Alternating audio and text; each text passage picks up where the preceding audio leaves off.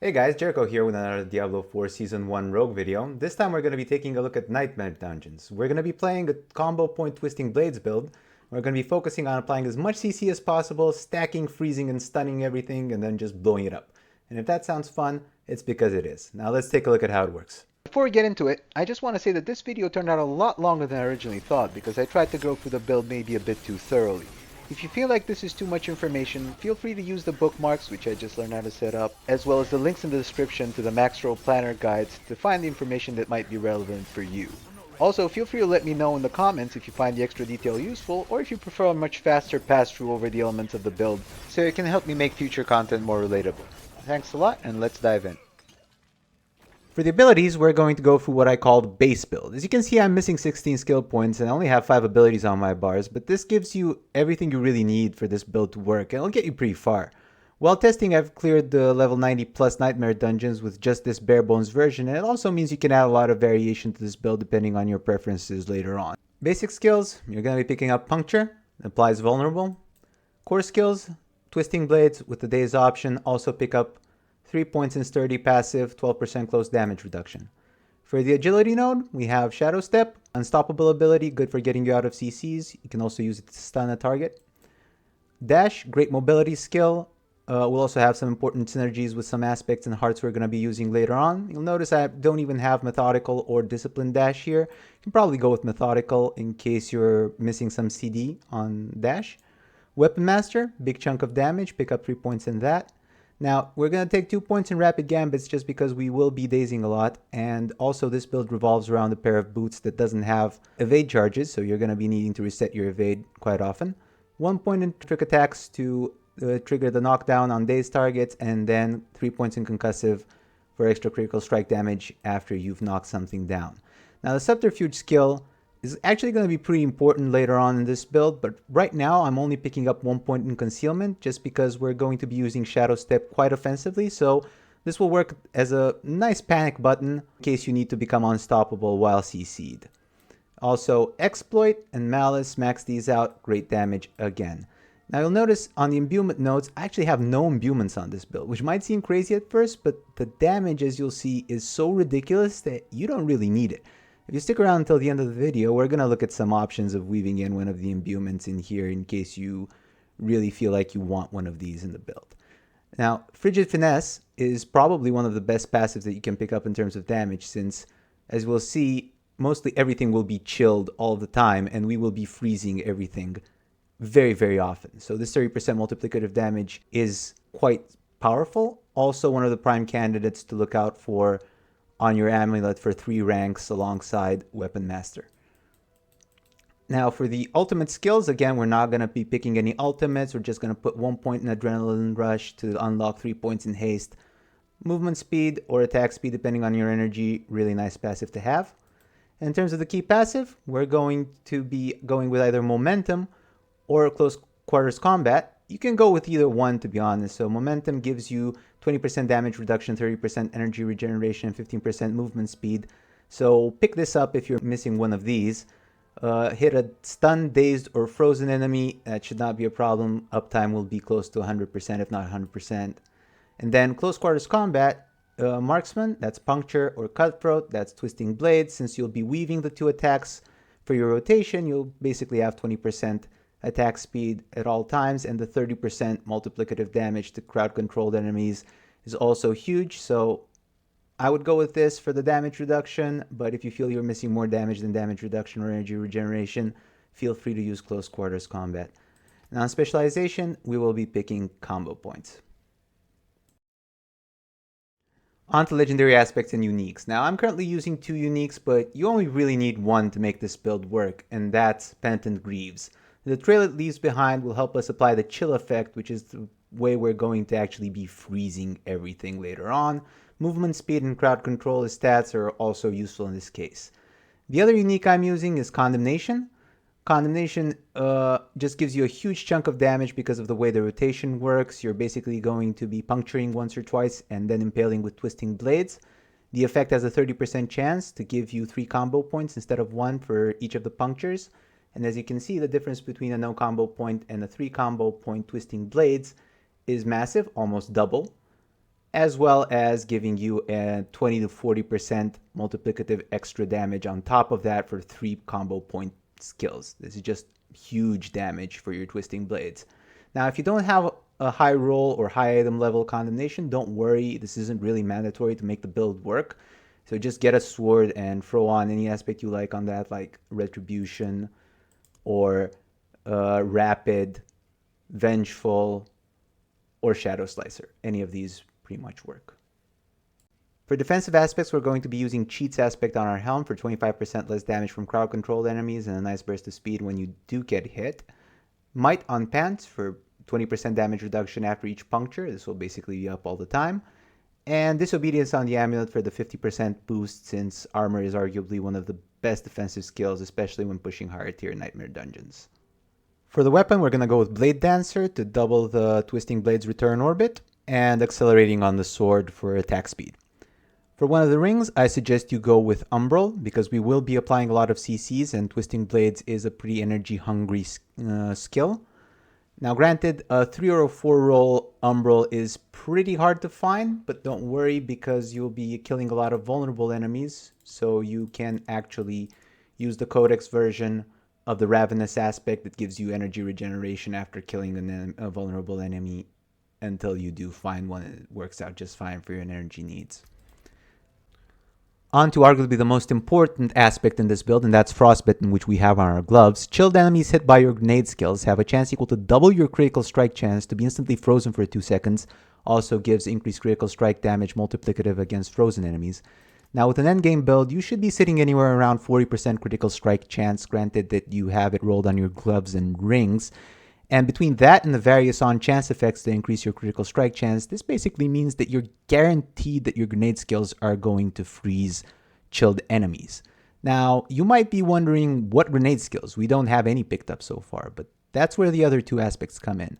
On our second ring, we have the aspect of Surprise. When you evade or shadow step, you leave behind a cluster of stun grenades that deal physical damage and stun enemies for 5 seconds. These actually count as grenade skills in synergy with Frostbitten, so this is huge since you can actually control when you evade and shadow step.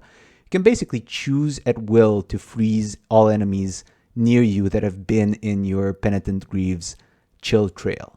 And for the final aspect, we're using Quickening Fog on our chest. Automatically drop a smoke grenade at the end of dash. Now, cooldown reduction as well, but that doesn't really matter as much. Now, this is huge because Stun Grenade is actually a subterfuge skill, which will matter, as I mentioned before. And it actually dazes the targets, which means that they can move, but they cannot attack. So we're going to see how that plays out really soon. Onto the Paragon board, I will be including links in the description of the video to Maxroll builds for everything we're talking about. I'm just quickly going to run through the legendary nodes, boards, and glyphs that we're using. We have Exploit Weakness, pick up the legendary node. Control Glyph, massive 145% to crowd-controlled enemies for your additive bucket, and then multiplicative damage to frozen, chilled, and stunned enemies, which is huge. Cheap Shot is next. We're going to be picking this up.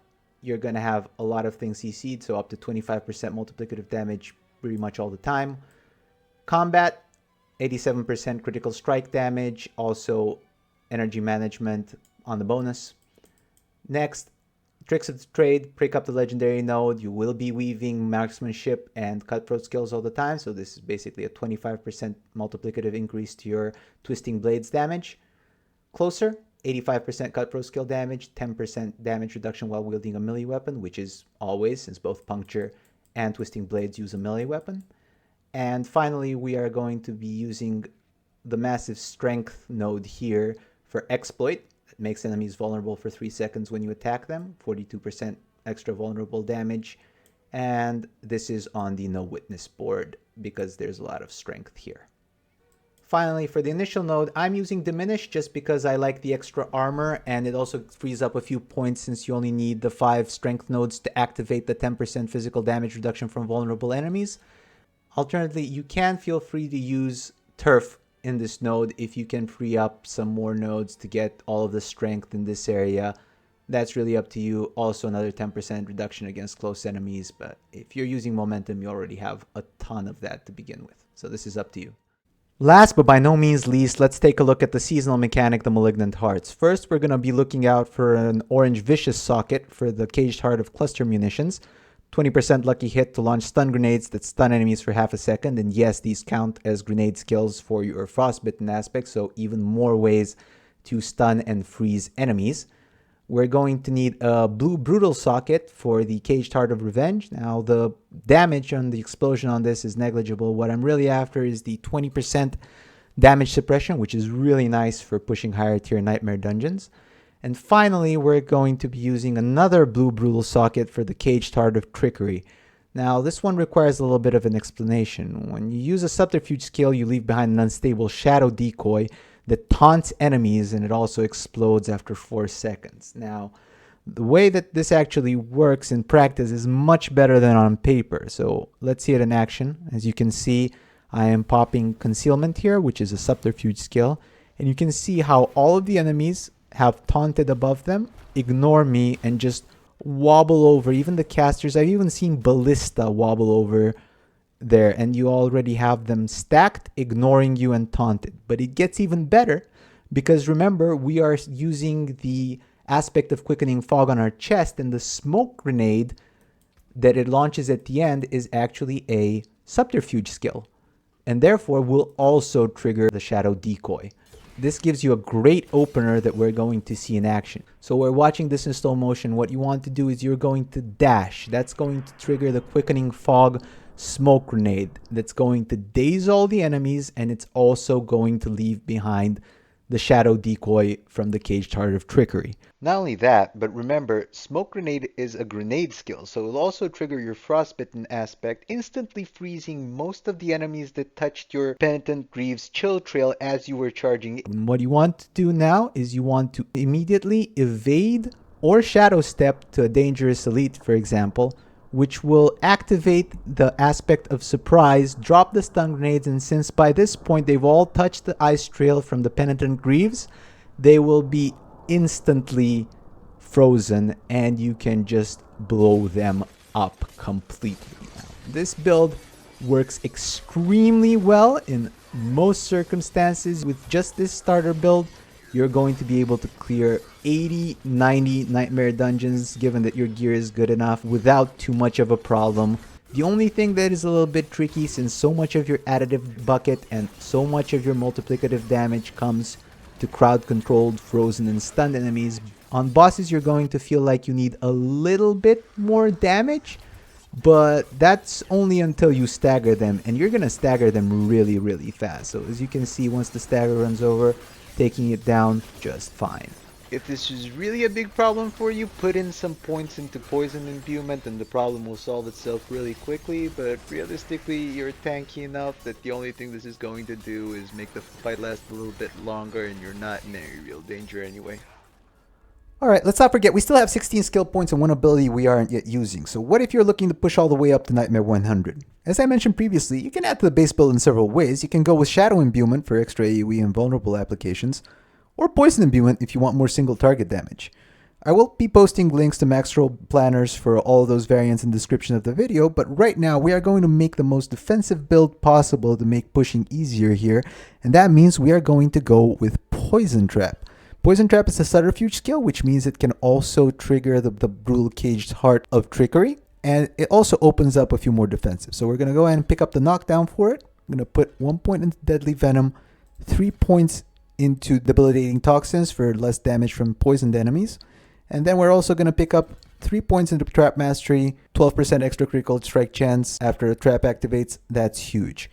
Now, we're also going to go ahead and pick up Siphoning Strikes. Siphoning Strikes was significantly nerfed. It used to be a 100% chance on a crit to heal you for 3% of your maximum life. During the preseason patch, this got changed to a 75% lucky hit. What that means is you need to crit, for example, with Twisting Blades. Then a lucky hit needs to occur. As you can see, the chance of that is 36% for me right now here. And then you have a 75% chance to heal for 3% of your maximum life. So although you have a lot of critical strike damage, this is going to happen a lot less than it used to, and probably that's a good thing. It was a bit overpowered before. We're going to take it nonetheless, because we said we were going to be as tanky as possible. For the last 4 points, since we picked up another lucky hit as well, we're just going to go 1 point into Innervation and 3 points into Second Wind. Gives us more lucky hit chance for 5 seconds. So there you go. That's the build right now, and let's see how it plays. As you can see, we are in a tier 100 Nightmare Dungeon, and no, my voice hasn't changed. I'm just recording this in a different audio session, and I cannot for the life of me find the same mic position as before. Note that we will be using an Iron Skin Elixir for this one, 900 armor. These are drop only, so use these carefully.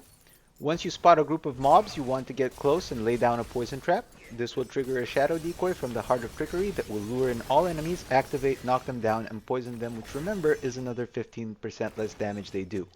You can then either just walk up or dash in, evade, and they are instantly frozen. You start your rotation, weaving in evade and shadow step whenever available, and they should remain frozen indefinitely. Now, one important mechanic of the game to take into account is that if you hard CC a mob, like frozen, for over 5 seconds, they will become unstoppable, indicated by the broken chain symbol above their head, same as for your character. Also, I have now learned how to use callouts in Movavi. This is really bad for us, since most of our additive damage is gone since we can no longer apply CC to them while they are unstoppable. Also, if they're not dazed or frozen, they can actually, attack you, which is bad in a level 100 Nightmare Dungeon. They hit hard. If this happens, you have to get out safely and wait for the unstoppable to go away. I believe this takes around 5 seconds, but don't quote me on that. Anyway, just wait for the chains to go away. To do this, either use Concealment, dash, or make use of the Cage Heart of Trickery decoy to distract the mobs while you gain some distance. This might be a good time to highlight that you technically now have 3 abilities that can trigger the Heart. Poison Trap and Concealment are subterfuge skills, while dash also triggers it via the Quickening Fog Smoke Grenade.